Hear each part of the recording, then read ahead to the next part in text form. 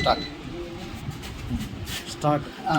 For suppose EB power కావాలనుకోండి. EB power అయితే సైడ్కి ఇట్లా హ్యాండిల్ పెడతాం,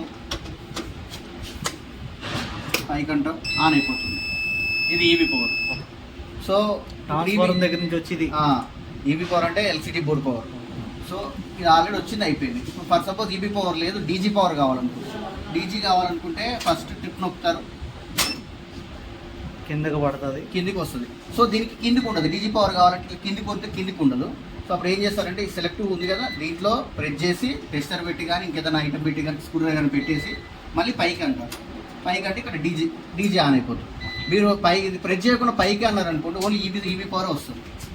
సో ఇలా ఈబీఏ వస్తుంది. సో ఇది హ్యాండిల్తో చేసుకోవాల్సిన ప్రాసెస్.